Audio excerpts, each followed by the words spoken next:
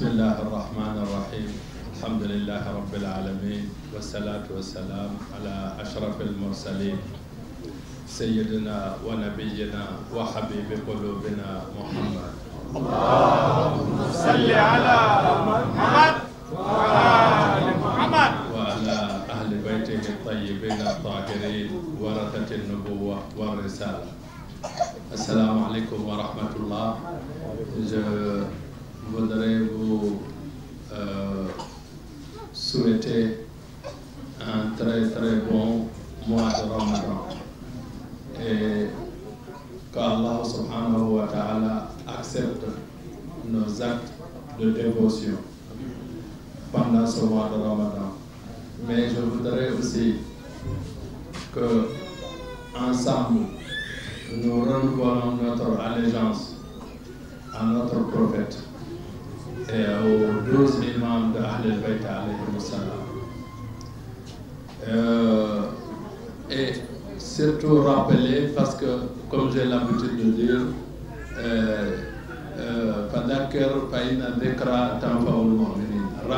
rappeler toujours être les croyants. Notre prophète nous dit que le mois de Ramadan, c'est le meilleur mois. On est d'accord sur tout ça. Il nous dit que les jours de Ramadan sont les meilleurs jours. Que les heures aussi sont les meilleures heures. Mais ça, il faut que les gens comprennent bien le sens. C'est-à-dire qu'il y a des gens, le mois de Ramadan n'est pas le meilleur mois pour eux. Parce que tout simplement, ils ne s'intéressent pas à la religion, ils ne s'intéressent pas aux recommandations de Dieu ou de notre prophète.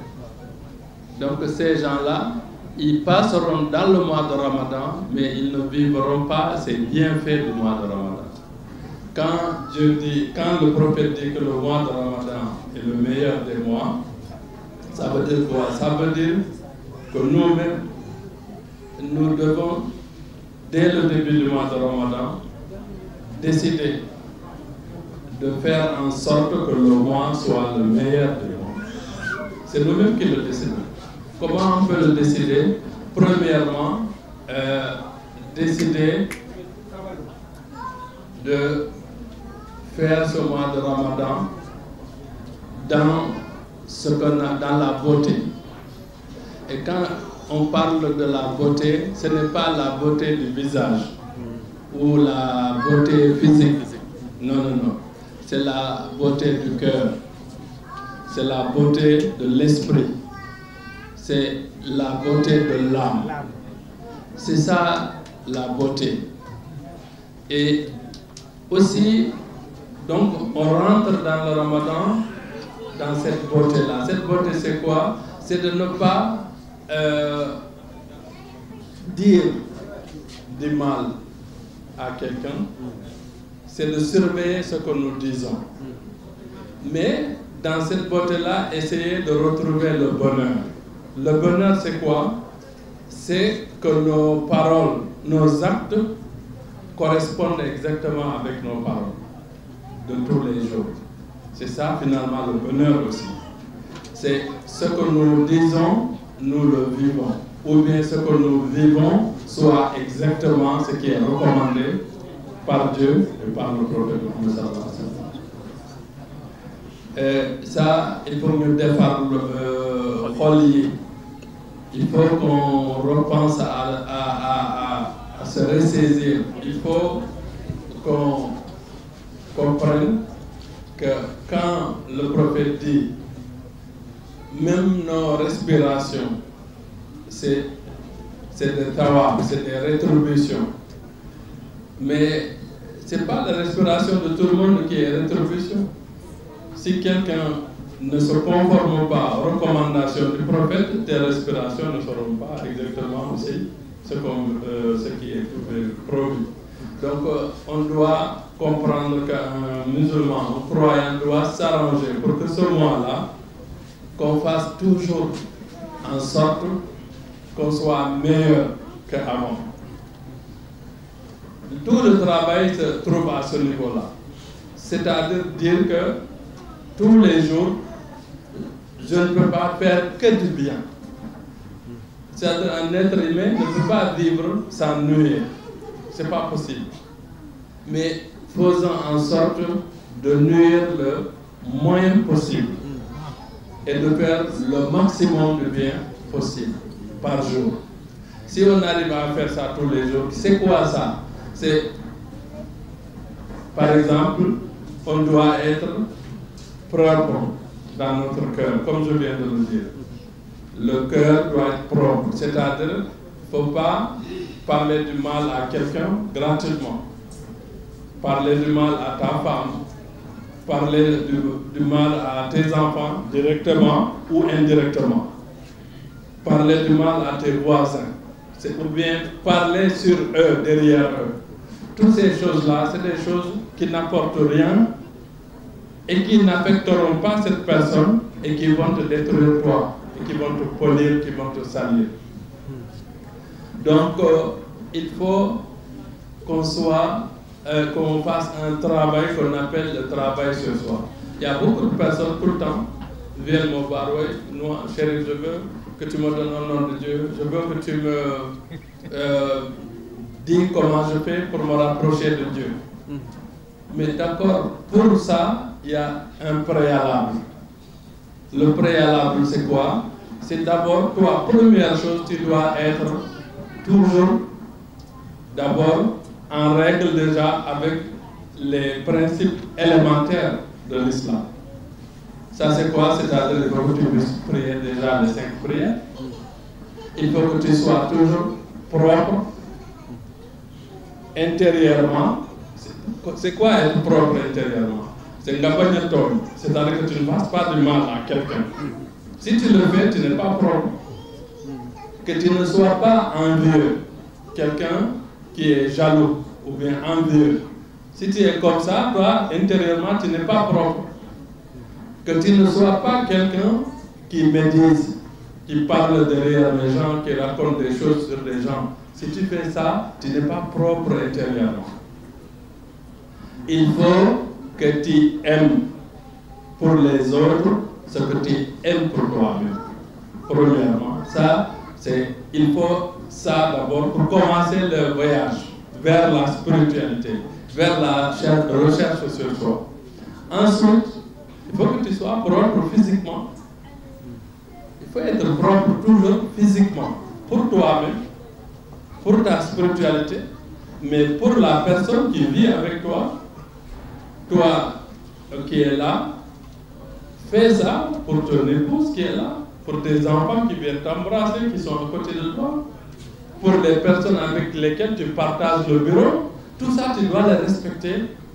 Mais pour les respecter, il faut que tu commences à te respecter toi-même.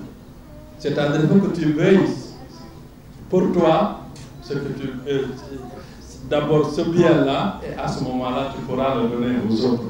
Il faut que tu sois propre. Il ne faut pas que tu aies des comportements négatifs dans la maison, que toi, tu sois un père ou une mère, ou que tu sois un enfant dans la maison. Chacun doit cultiver ce genre de comportement en lui. Et surtout, comprendre, et c'est très important, que ce monde-là, beaucoup de gens oublient ça. Et surtout les jeunes. Les jeunes, il faut vraiment méditer et réfléchir beaucoup. On est là, souvent on a 20 ans, on dit non, on a le temps. 30 ans, on a le temps, bon, je peux tout faire. Donc, il ne faut pas jouer avec le temps. Le temps, c'est très important. Le temps perdu, on ne peut pas le rattraper. Le temps perdu, on ne peut pas le rattraper. Donc, quand on est jeune, c'est là où on doit profiter. Pour faire quoi? Pour travailler pour son au-delà. C'est-à-dire que ce monde-là, cette vie-là, ça va très très vite. Quand tu as 20 ans, tu penses que tu as tout le temps. Mais après, quand tu te retrouves à l'âge de 50 ans, tu dis, tiens, la moitié de ma vie est finie. et finalement, il y a plein de choses que je ne peux plus faire. Donc ça passe très vite. Donc il faut absolument qu'on gagne dans ce monde-là et qu'on gagne dans l'autre monde. Maintenant, c'est ça la technique qu'il faut apprendre. Il faut que les gens apprennent comment il faut faire pour gagner dans ce monde-là et gagner dans l'autre monde. Et l'autre monde, c'est quoi? Ça aussi, il faut comprendre. Imaginez exactement une maison. On est dans une maison, on sort de cette maison, on rentre dans une autre maison. Cette maison-là, c'est le dunya, là où nous vivons. Quand tu meurs, tu n'as pas mort. La mort, c'est une étape de la vie. On ne meurt pas. C'est le physique qui s'arrête, mais l'esprit, l'âme, le roh continue. Il va où? Il va dans une autre pièce. Tout simplement. Imaginez deux pièces, c'est quitter cette pièce-là, aller dans l'autre. Mais c'est là où nous sommes que nous travaillons pour la pièce là où on va aller. Il y en a qui sortent ici, qui vont dans une pièce très étroite. Il y en a qui sortent ici, qui vont aller dans un palais. Il y en a qui sortent ici, qui vont aller au paradis. Et il y en a qui sortent ici, qui vont aller à l'enfer. Donc, tout ça, pour travailler ça, il faut revenir exactement sur les enseignements vrais et originels de Ahlul Bayt, de notre prophète. Il ne faut pas qu'on se trompe. Allah subhanahu wa ta'ala, lui, ne demande pas aux hommes qui je vais envoyer vers vous. Jamais. C'est lui qui décide. Il dit que c'est ce prophète-là que j'ai envoyé, tout le monde doit le suivre. Et les prophètes aussi désignent les imams, les 12 imams, par ordre de Dieu. Donc, que ce soit les prophètes ou les imams, personne ne les désigne, c'est Dieu qui décide. Maintenant, si nous, aujourd'hui, ici, chacun dit non, moi, mon guide, mon maître doit être Peul parce que je suis Peul. Toi, tu t'es trompé. Ça ne veut pas dire que ton guide ne peut pas être Peul. Mais s'il n'est pas Peul aussi, eh bien, il n'est pas Peul. Ou bien tu dis non, moi, mon maître doit être Wolof. Ou bien mon maître doit être Bambara parce que je suis Bambara. Ça, c'est une erreur. Un guide spirituel, un maître, quelqu'un qui peut nous aider à aller vers Dieu, les critères, ce n'est pas la race, ce n'est pas l'ethnie, mais c'est l'enseignement qu'il donne. Et l'enseignement qu'il donne, c'est cet enseignement-là qui nous permet d'aller vraiment vers Dieu. Et pour aller vers Dieu, je vais vous dire une chose, ne vous trompez pas. Wallahi, billahi, quand on meurt là-bas pour rentrer au paradis, pour voir l'odeur du paradis, c'est impossible si tu ne passes pas par le prophète, par Fatima Zahra, par l'imam Ali, par l'imam Hassan, par l'imam Hussein. Je vous dis ça.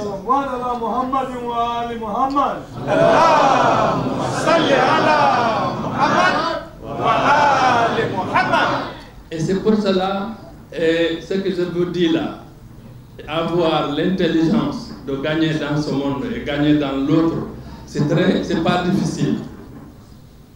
Il suffit tout simplement de faire allégeance à ces imams-là.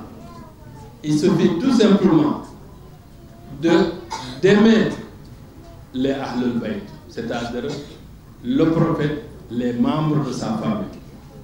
Pourquoi? Parce que l'amour de ces gens-là qui seront à la porte du paradis, c'est ça qui est le visa qui nous permet d'aller au paradis. C'est très, très, très important. Et eux, ils ne sont pas difficiles à aimer. Parce que quand on les aime, eux, ils nous aiment 1000 fois plus. Je prends l'exemple d'une histoire que j'ai lue à la grande mosquée de Koufa, l'imam Ali qui dirigeait la prière. Il y avait un monsieur qui venait à la mosquée, qui priait derrière l'imam Ali et qui aimait beaucoup l'imam Ali. Mais il se dit, l'imam Ali ne me connaît pas. C'est vrai que tous les jours, il le voit, il le salue et il prie derrière lui. mais il n'y avait pas de liens, il n'y avait pas, ils ne se parlaient pas et tout ça, donc il s'est dit peut-être l'imam ne me connaît pas, l'imam de toute façon ne peut pas connaître tout le monde ici dans la mosquée. Il avait ce souci-là. Pourquoi il a eu le souci? Parce qu'il était malade un jour et il n'a pas pu aller prier à la mosquée derrière l'imam Ali, alors qu'il aimait beaucoup l'imam. Donc il a passé une nuit, il n'a pas pu, une deuxième nuit, il n'a pas pu, et puis la maladie s'aggravait. La troisième nuit encore, il n'a pas pu. Et à un moment donné, le matin, la prière du matin, il y a eu comme un vent qui est venu, qui l'a secoué, et il s'est levé. Il a porté son boubou, il a fait ses ablutions. Sa femme lui dit: qu'est-ce que tu fais? Il dit: je vais aller prier derrière mon imam, derrière l'imam Ali, parce que mon cœur le réclame. J'ai vraiment la nostalgie de mon imam, de l'imam Ali alayhi salam. Et sa femme lui dit: tu es malade, tu ne peux même pas te mettre debout. Il faut rester, il faut attendre. Quand tu vas aller mieux, Inch'Allah, tu vas, l'imam est là toujours. Il dit: non, il faut que je parte. Donc, il y a eu une discussion entre lui, un tiraillement avec sa femme, mais il a forcé. Il est sorti avec difficulté, mais avant d'arriver à la mosquée, déjà, il se sentait bien. Et quand il est arrivé, il a prié derrière l'imam, c'était la prière du matin. Après la prière, comme les gens ont l'habitude, après de faire 2 rak'ahs ou de faire des prières à côté, il y avait beaucoup, la mosquée était pleine. Il entend une voix vers le mihrab qui dit: Noukhaï, il s'appelait Noukhaï. Ne parle pas, j'ai besoin de toi. Il fait comme ça, il demande. Il dit: mais c'est qui? Il a demandé, on dit que c'est l'imam. L'imam a dit de descendre. Il dit: l'imam connaît mon nom. Subhanallah. Il attend. Et quand l'imam a fini de faire ses prières et tout ça, il lui a dit: Noukhaï, tafaddal, viens. Noukhaï vient, il le salue. L'imam n'a pas eu le temps de lui parler. Il dit à l'imam: mais l'imam, comment vous connaissez mon nom? Vous me connaissez? Comment vous avez connu mon nom? L'imam lui a dit: Noukhaï, je connais ton nom, je connais le nom de ton père, je connais le nom de ta mère, je connais le nom de ton grand-père, je connais le nom de toute ta famille. Il lui a dit: non seulement ça, mais je connais l'histoire qui s'est passée entre toi et ta femme ce matin. Et il lui a dit: le vent qui est rentré en toi, qui t'a fait, qui t'a secoué, c'est l'amour, moi aussi, que j'avais envers toi, qui a ressenti l'amour que tu avais pour moi. C'est cet amour-là, cette énergie-là qui est allée chez toi, qui t'a secoué pour que tu viennes vers moi. Salawat ala Muhammad wa ali Muhammad. Allahumma salli ala Muhammad wa ali Muhammad. Donc je dis ça pour vous dire quoi? Pour vous dire que si vous avez l'amour vrai et sincère de Ahlul Bayt dans vos cœurs, et que ce soit clair et sincère, à ce moment-là, ça change beaucoup de choses. Parce qu'un cœur où il y a l'amour de Ahlul Bayt vrai est rentré, beaucoup d'obscurité sortent de ce cœur. Et ce qui est extraordinaire, ce hadith-là, je vous le raconte souvent, et il y en a qui disent, dès que tu dis un hadith, ils disent non, peut-être le hadith n'est pas authentique. Mais tu sais, si on veut, on peut dire que tous les hadiths ne sont pas authentiques. C'est très facile, hein? C'est très facile de contester un hadith. Peut-être le musulman, tu peux ne pas contester le Coran, mais à part le Coran, tout est discutable. Mais il y a des hadiths, même si quelqu'un veut les contester, si tu les compares avec le Coran, et que c'est là où tu comprends si c'est un hadith vrai ou c'est faux. Parce que ce hadith-là, je l'ai dit, et quelqu'un un jour m'a dit: oui, Chérif, je t'ai entendu dire ça, mais ce hadith-là, il n'est pas authentique. Je dis: même s'il n'était pas dit par les imams, même si c'était un hadith que, je ne sais pas, que n'importe qui a inventé. Mais si ce hadith-là, il colle et il correspond avec le Coran, finalement, qu'est-ce qu'on dit? C'est la vérité. Quelqu'un est venu voir l'imam Sadiq alayhi salam. Mais c'est des gens qui n'ont pas de bon cœur. Il est venu, il a dit à l'imam, vous, les gens exagèrent sur vous. Ils disent que celui qui vous aime ne va pas à l'enfer. L'imam lui a dit oui. Celui qui nous aime ne va pas à l'enfer. Il dit à l'imam, même si c'est quelqu'un qui est mauvais, c'est quelqu'un qui fait du mal. L'imam lui a dit oui, il ne va pas à l'enfer parce que tout simplement Allah subhanahu wa ta'ala lui donne une épreuve dans ce monde et il arrive chez nous propre et nashfa lahu, on intercède pour lui. L'imam dit oui, on intercède pour lui. C'est-à-dire, qu'est-ce que ça veut dire? Ça veut dire qu'il y a beaucoup parmi nous, les partisans d'Ahl-Bayt, les mu'minines, les croyants, souvent on a des épreuves dures. Mais souvent ces épreuves-là, c'est parce que nous-mêmes on a fait des erreurs graves. Et après, on subit des épreuves dures pour que quand on arrive chez l'imam là-bas, on arrive propre pour qu'on n'aille pas à l'enfer.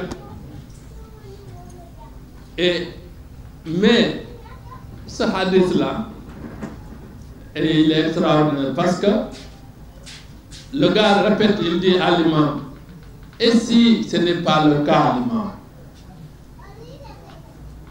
Si c'est quelqu'un qui, par exemple, fait encore plus de mal, qui fait ceci et cela, l'imam a dit, celui-là, quand il meurt, au moment où on va le laver, l'eau va être tellement chaude sur lui, que ça va le brûler tout ce qui est péché en lui.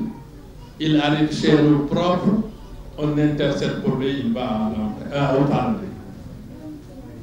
Et il lui dit, et si ce n'est pas le cas? Il dit, quand on va l'enterrer, on le met dans sa tombe, la terre va le presser fort et il va sortir de sa propre, il vient, on intercède pour lui. Mais le gars insiste, il lui dit, et si ce n'est pas le cas? Il a dit, nashfa lahu rahman.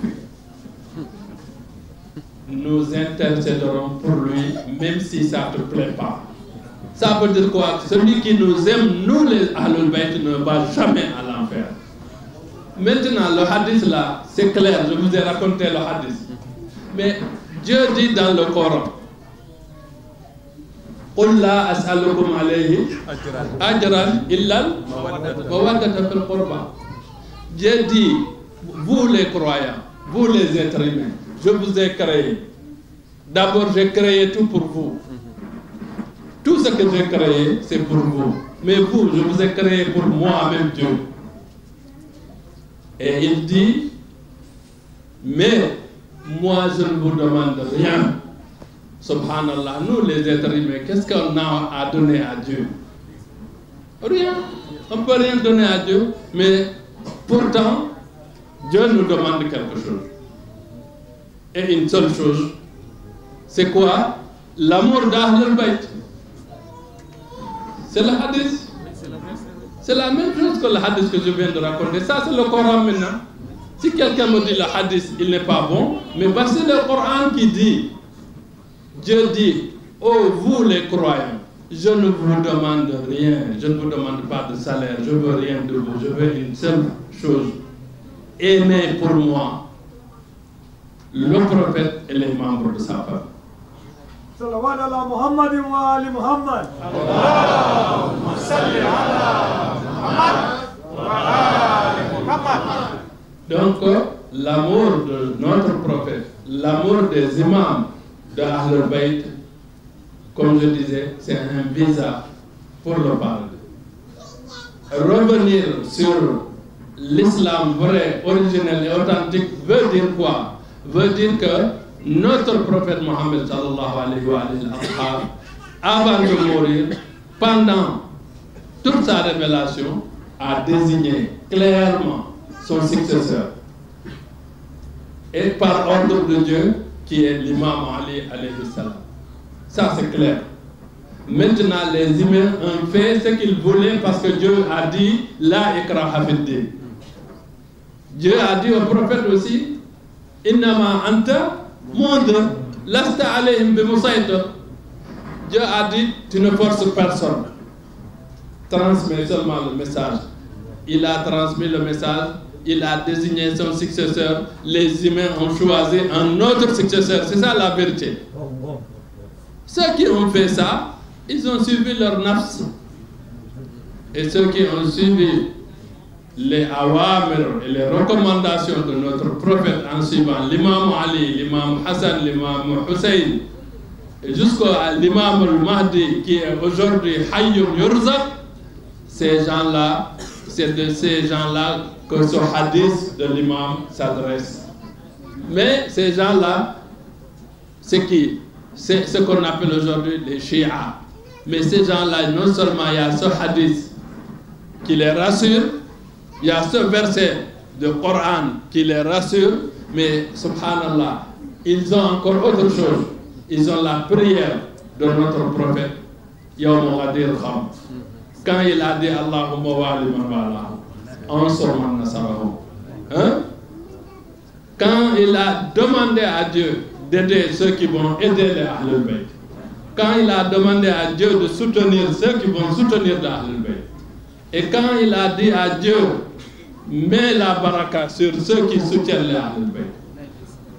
Maintenant, cette baraka-là et ce soutien-là, ne pensons pas que c'est seulement ici dans ce monde-là. Ce monde-là, c'est rien du tout, ça passe vite. Tu es là, tu es jeune, tu es beau et tout ça. Quelques jours, tu vois des cheveux blancs, tu commences à avoir des bobos partout, de mal ici, tout ça, c'est très rapide. Donc, ce Nosora dont Dieu parle, c'est surtout dans la seconde vie de vie, l'autre vie, c'est-à-dire après la mort. C'est là-bas encore que vous allez comprendre que vous êtes aimé par Dieu. Donc, l'amour d'Ahlul Bayt, c'est ça qui sauve les gens. Et tout marabout, tout homme de Dieu, toute personne qui enseigne l'islam, le Coran, s'il ne retourne pas vers les Ahlul Bayt, vers cette direction-là, il va se tromper et tromper les gens qui sont derrière lui. C'est ça la vérité. C'est ça la vérité.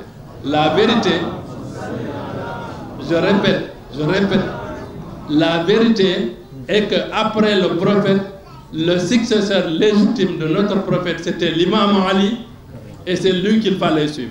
Après lui, c'était l'imam Hassan, après lui, c'était l'imam Hussein, après lui, c'est Zayn al-Abidin Ali ibn al-Hussein. Jusqu'à aujourd'hui où nous sommes là, nous devons faire allégeance et renouveler l'allégeance à l'imam al-Mahdi, ajalallah farajahu sharif. C'est l'imam al-Mahdi aujourd'hui qui est le représentant de Dieu sur terre. Cette terre-là, l'existence même, ne peut pas exister une seconde s'il n'y a pas un être infaillible, un être parfait, un être qui est le modèle pour l'humanité. Et au temps du prophète, c'était le prophète lui-même. Au temps de l'imam Ali, c'était l'imam Ali. Aujourd'hui, l'être, cet être qui est infaillible et parfait, c'est l'imam al-Mahdi. Maintenant, nous, même si on ne voit pas l'imam, l'imam nous voit. Les hommes ont des moyens aujourd'hui, avec des satellites, avec des moyens, de nous voir ici et de nous écouter, d'entendre tout ce qu'on dit, des hommes seulement. Et imaginez l'imam al-Mahdi, lui qui est le maître du temps. Donc chacun il le voit même comment il est habillé, il sait qui il est, comme l'imam a savait qui était Nouhaïl. L'imam lui a dit, Nouhaïl, je te connais, je connais ton père. C'est ça qui est la vérité. Et il a les moyens de ça. Parce que si nous, les humains ordinaires, on a les moyens de pouvoir savoir ça, et l'imam lui-même. Donc, nous devons comprendre ça et suivre les Ahlul Bayt. Mais suivre les Ahlul Bayt, c'est de, comme je viens de dire, c'est d'avoir les comportements de Ahlul Bayt, les bonnes manières. Les bonnes manières, c'est très, très, très important. On ne peut pas dire qu'on est des chiites, on est des partisans de l'imam Ali. Entre nous-mêmes, on se déteste. Entre nous-mêmes, nous, je ne dis même pas les autres, mais entre nous-mêmes, les chiites, la communauté, chacun commence à jalouser l'autre ou détester l'autre. Ça veut dire qu'on n'est pas un vrai partisan de Ahlul Bayt. Donc il faut qu'on nettoie le cœur pendant ce mois de Ramadan. Il faut qu'on cultive la paix, l'amour, le partage, la solidarité et même aller au-delà de l'acceptation de l'autre. Tout court. Parce que quand on parle de tolérance, c'est encore limite. Mais il faut aller au-delà de la tolérance, l'acceptation de l'autre.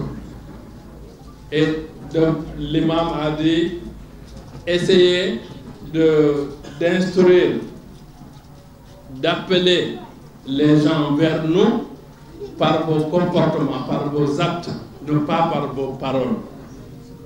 Donc nous, on doit être reconnus partout où on est par nos bonnes manières, notre comportement, c'est très important.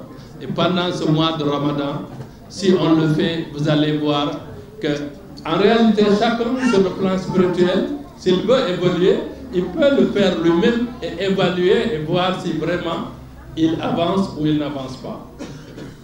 Même par exemple, quand on fait le Ramadan, il y a des gens, c'est-à-dire dans toute l'année, ils mangent normal, mais pendant le mois de Ramadan, ils triplent ce qu'ils mangent. Ils vont aller acheter de tout. C'est pas ça.